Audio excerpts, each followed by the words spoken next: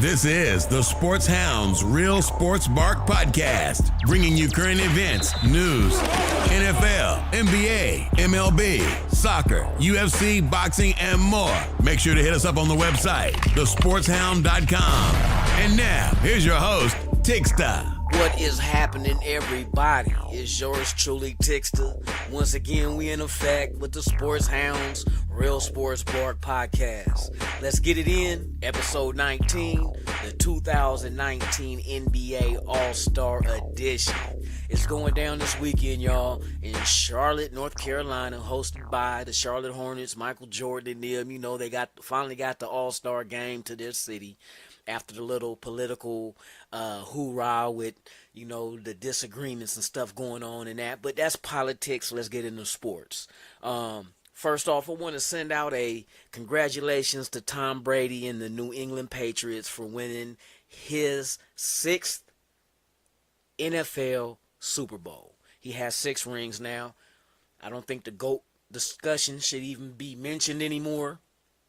And matter of fact, my opinion is, when it comes to that old GOAT, who's the greatest of all time thing, you cannot put no one in that conversation who is currently and still playing the game that they love, that they're trying to reach the pinnacle of. So all that GOAT, we'll discuss that once he takes off the helmet and puts down the pads and say it's over with. I'm riding off in the sunset. So without that, you can't say nothing to me about that. So anyway, let's get into this NBA All-Star Edition.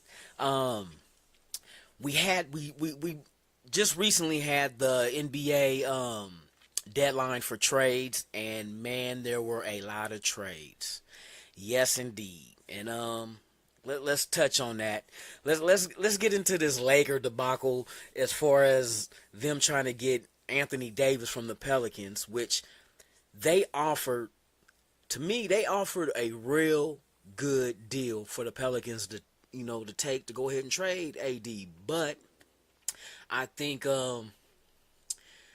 they on top of what the Lakers asked for, they try to ask for more in return. I mean, they already were getting, if I can recall this, I think they were getting Ball, they were getting Kuzma, they were getting. I think Zubac was included. I think they were going to throw in a vet of either Michael Beasley or either Rondo and 2 first-round draft picks. And I think Hart too. I think Hart was one of the pieces added into that deal that they were offering the Pelicans. But the Pelicans want to come back like dummies and say, we want 4 first-round picks. Well, I can't say they're dummies, because if a team bites and say, okay, we'll give you 4 first-round picks then they got, when you start to bid something, you bid high. You don't really start off at a realistic starting point. You got to start high, and then you negotiate your way to what you really expected. But they were trying to get 4 first-round picks from the Lakers. Lakers told them, peace out, and shut down the talks.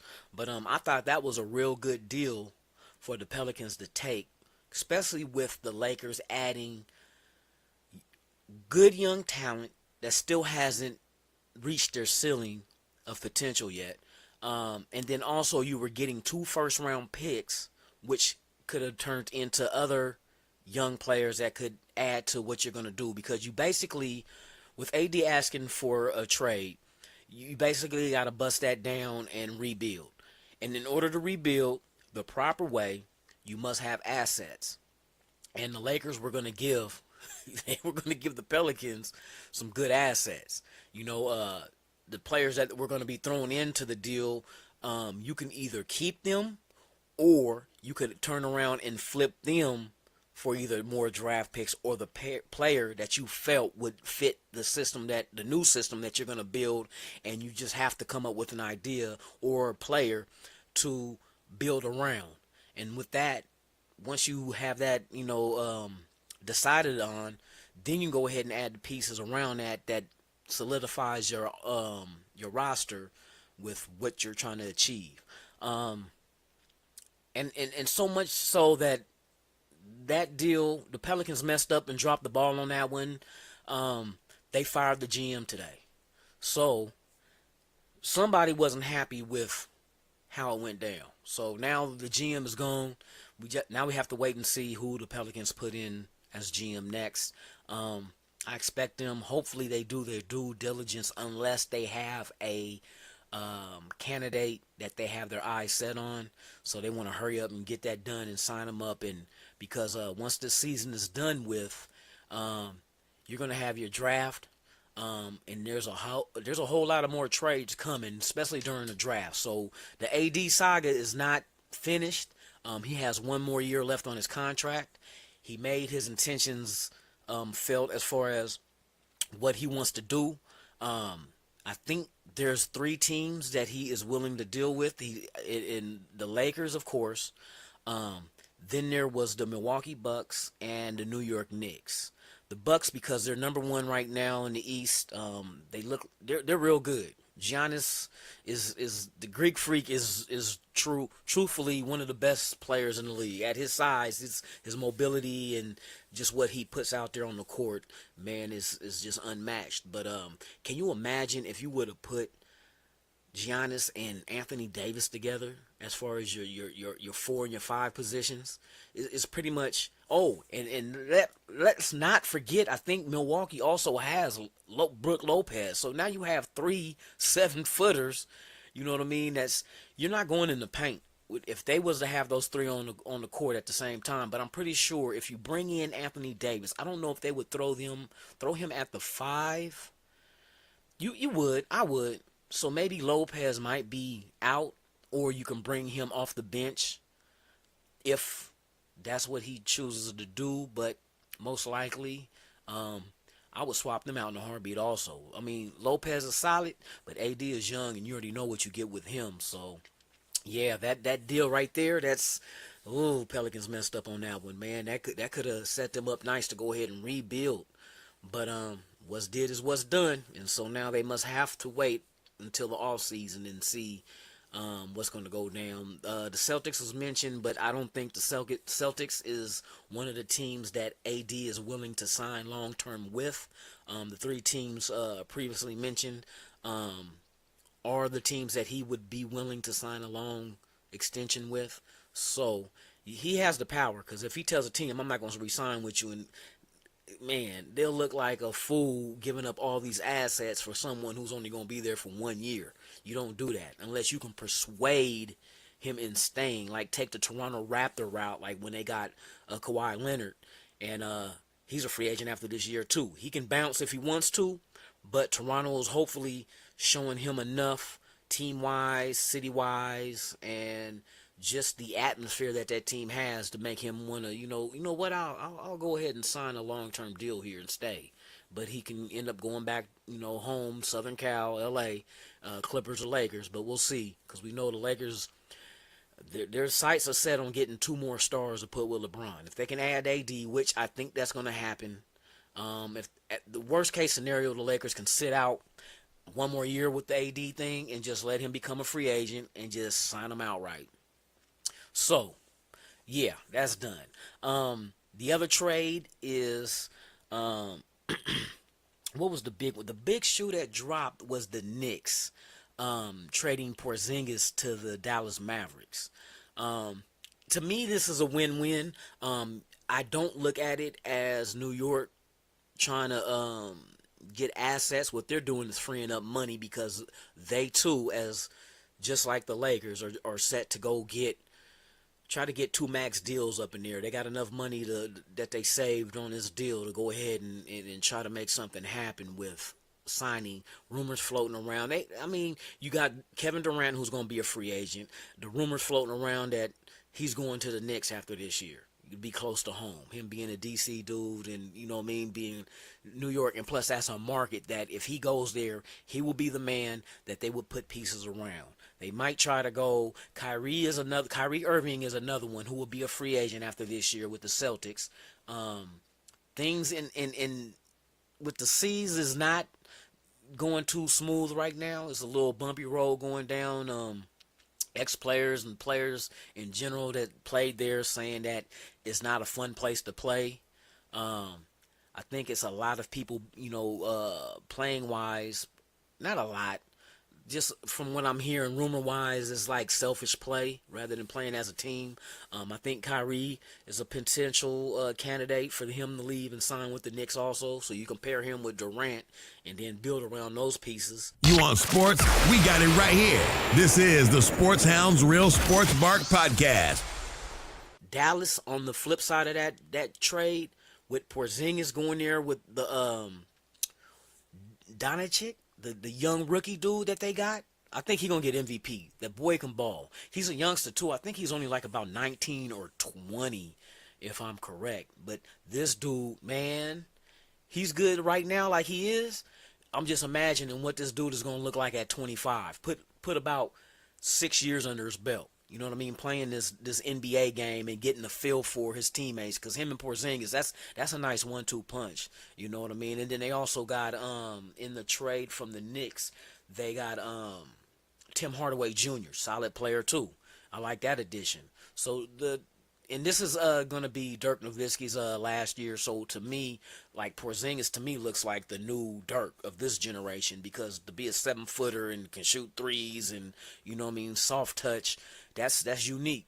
And man, that I can't wait to see when Porzingis comes back from his injury how those two play along. But I think it'll be fine. I think they'll mesh real well and make them another strong candidate in the West if they do it right with the right pieces. So that's another trade that went down. Then you have Marc Gasol from the Memphis Grizzlies getting traded to Toronto. So now they're adding big bodies also, because in the East now you got to deal with Embiid from Philadelphia. They too also made a trade. Tobias Harris, man, they now a surprise team. This team right here is scary because they're putting together a team with Ben Simmons, and now you add Harris, and you got Jimmy Butler. It's looking real nice there in Philadelphia, dude. So the East, man, between the Celtics, Toronto, Philadelphia, and Milwaukee, those are your top 4 teams coming out the East, and they're solid. They're solid. It's not going to be an easy to get through them. It's going to be a long, dragged out type series, depending on I think the top 4 would be them. The bottom half of the East is not anything that's too impressive to me, as far as making noise in the postseason. But yeah, that's another trade that went down with Harris going to Philly. What other trades were made that made these teams a move that really is making too much noise, but to me it solidifies their bench, is the Portland Trailblazers trading with Cleveland to get Rodney Hood. Now, that's a piece that they could add to their bench, which now, and that wasn't the only move, because see Portland got Rodney Hood, and then they also got, with New York releasing Enes Kanter, they signed Kanter as a free agent. So they needed, to me in my eyes, they needed a backup center to back up Nurkic when Nurkic either gets in foul trouble or if he needs a breather, sits the bench. You need to have a legitimate center coming there that can give you doubles like it's nothing, because that's what Nurk gives you. He'll give you double digits, rebounds, and scoring, and that's the same thing what Kanter gets you. Looking at Portland's bench right now, Portland has a scary bench. The thing that will, because see, Portland doesn't really have a third option in their starting 5. Dirk is cool, at the center position, cleaning the boards and, working the paint, scores and rebounds. But I wouldn't necessarily call him or put him on the same level as like Lillard and McCollum that they have. Right now, to me, is just a two-pony show with McCollum and Lillard. Now, if they were to get a third relevant type player that's on the same level as them, and to me, the position I would look at for Portland to look into, maybe after the season and try to make a move, is a solid power forward. And when I say solid, I'm not just talking about just a regular power forward that's going to give you 12 points or something like that. If they can go out there and grab them a big name power forward, I don't know if they can get like maybe a Kevin Love, type power forward, something like that. With a power forward that can also be like a stretch four that can shoot the three and also work inside the paint. Kevin Love would be perfect. What Portland needs, if they can add like a Portland. If Portland can add like a power forward like Kevin Love and have that bench that they have, because to me, when you look at their bench, to me their bench is, you got starters on that bench. You got Evan Turner coming off the bench, Rodney Hood. You got Jake Layman, who been killing them, hitting with 14 plus points a game. Ever since they brought in Rodney Hood, he kind of felt that pressure, and he done stepped up big time. That dude is solid. He is, man. I'm surprised Jake Layman, he has that beast in him, you know what I mean? So you got them coming off the bench. You got Enes Kanter coming off the bench. You got Seth Curry coming off the bench. Man, they're deep. Portland is deep, man. They got some players on there, because I didn't even mention Collins and Miles Leonard, and then to get Hood, they had to give up Baldwin the fourth, and they gave up Nick Stojakis. So they had to give up those two in a second-round pick to get Rodney Hood. But to me, that's worth it, because Rodney Hood comes in, he can play decent defense, but he can shoot the three and work the paint at about 6'7", 6'8", I think he is, with a nice little wingspan. So they got some length on that team now, man. Adding Hood, and then and Scar Labissiere, I think his name is, that they traded for him coming from Sacramento. They sent Swanigan, Caleb Swanigan. They traded him to Sacramento for Scar Labissiere, I think his name is, a Haitian dude. He's only like about 22, 6'11", nice length. Got a nice touch. He can shoot the three also, but you figure he's only 22. He still has room for development. And one thing about Terry Stotts, their head coach, he's real solid when it comes to developing young talent. That is his forte from being back in the day with Dallas Mavericks, developing young players. He's real good at that, because I even look at Collins and Zach Collins that they have. This is his second year, but he's far more improved this year over last year. But you got to remember, he's also only like about 20 or 21. So they got some young pieces. And then on the end of their bench, you have Gary Trent Jr. Man, they sent this dude down to the G League, and he killed it. He was averaging, I think, about 32 points a game. The last two games he played before the Blazers called him up, he scored 37 and 39. This dude is a killer from outside. He has a nice touch. He's just young, too, because he only spent 1 year in college. He's about 19, 20 as well. This is his rookie year. And then you have Simons, another young dude that they got, I think is about 19 also. He went down to the G League, and he was giving them like 17 points a game. So, but you got to remember, these dudes are real young, real young, especially with Simons coming out of IMG out of Florida, like a little development type after post high school type extra year he took out of high school to go to and play to develop. But man, this dude has nice vertical, he can shoot. I see him as a future guard. Right now I think Portland's putting the pieces in together to be behind these older dudes that's getting older, because as fast as you blink, next thing you know, you're gonna have McCollum and Lillard touching 30. You know what I mean, as far as age wise, because those two coming out of mid-majors, usually when you come out of a mid-major, you don't come out early, because being a smaller school is like you have to stay, you stay your 4 years, and that's what McCollum and Lillard did. But it helps with your development, especially when you're not coming from a Division One. But man, those two dudes are solid, and 4 years in a school, you come out around 22. You know what I mean? 8 years in the league, you 30. You know what I mean? But when you got these other dudes that's coming out 1 year after, doing 1 year in college and being done and entering a draft at 19, you get drafted. You see how much time you got before you see 30? You go from 8 to what, 11? 11 years. At 19 years old in the NBA, you got 11 years until you see 30. That's a nice long career as far as developing. If you can't develop in 10 years, it's just not in you. It shouldn't even take that long. But by the time you hit 30, you should be solid. You know what I mean? You should be like, your prime is around that 26 to 30 age range. Because you got to remember, it depends on how much time you done gave that college that you played at. So, yeah, Portland made a solid move for their bench. They solidified that. I'm trying to think, is there any other significant moves that teams made? The Warriors stand pat. They didn't do anything. The Celtics didn't do anything. They're solid with what they have. They're deep too, though. But like I said, there's kind of turbulence going on over there and with that organization as far as the content the players have playing there. Toronto is solid.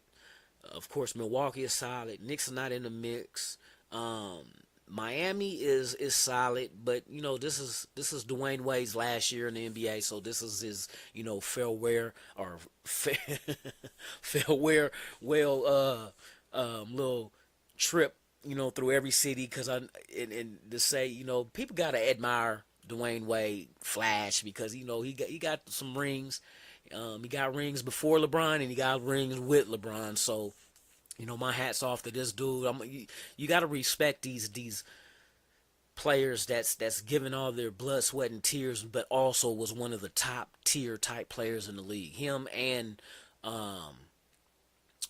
from I just mentioned him too, from Dallas, Dirk Nowitzki. This is his last year as well.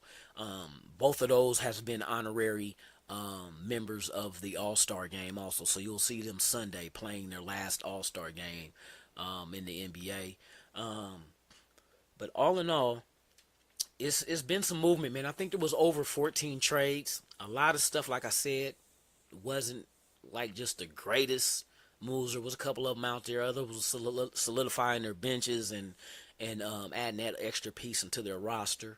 For a minute there, I thought Mike Conley was going to be another one. They've been discussing him too, though, but the Grizzlies decided to keep him, but they got rid of Gasol. But Gasol going to Toronto, that gives a big solid body for Toronto in the middle. So if you have to face a Philadelphia, you could put a body on Embiid. If you face Milwaukee Bucks, Giannis, you could put a 7-footer on him in the paint because that's what he do damage in the paint. Giannis is dunking on everybody, you know what I mean? So, yeah, man, all in all, a lot of moves made sense. Some fans weren't pleased with it, but to me, those were just common fans. They're not really knowing exactly how this goes because a lot of these teams now build their teams basically on analytics, so they're going by number crunching, you know what I mean? But it works that way, you know what I mean? It's a smooth transition when you break down the stats and how he would fit in with the other team stats, and they're putting teams down like calculated moves. So yeah, hats off to all the teams who got better. I look forward to the postseason for this playoff run because it's going to be very interesting. You want sports? We got it right here. This is the Sports Hounds Real Sports Bark Podcast. Tonight is the Celebrity All-Star Game, and then you have the Rising Stars of the World versus the United States as far as the sophomore rookie game. That should be very interesting and entertaining. I'm waiting for Saturday nights, tomorrow night's dunk contest, because I want to see what these young dudes do, and then the 3-point shootout should be epic.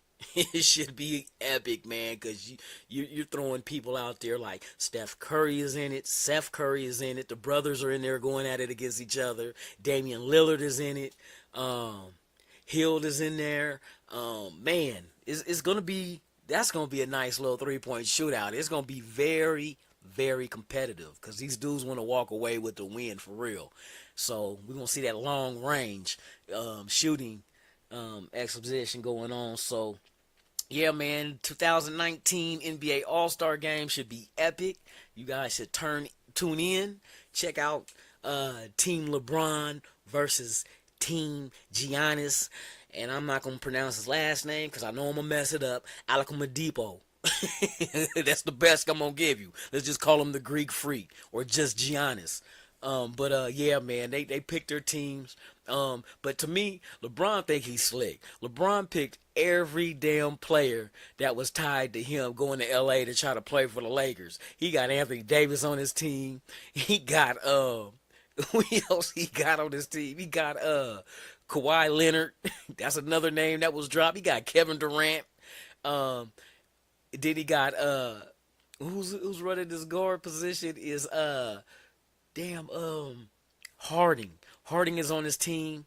And then the first time ever since when they were picking teams, he made a trade with Giannis. LeBron did with Giannis to go ahead and get Ben Simmons, and he traded Russell Westbrook to get Ben Simmons. That's another name that's attached to him because Ben Simmons is LeBron's boy, and plus he's developed a TV show called I think it's called Brothers or something like that about Ben Simmons coming up playing basketball and so forth. So they got a TV show that got picked up. I think it's picked up by ABC. I'm not sure, but that's why LeBron moved to LA, because he has this entertainment company jumping off with TV shows and movies, and I've been hearing a lot of good things with his shows, man.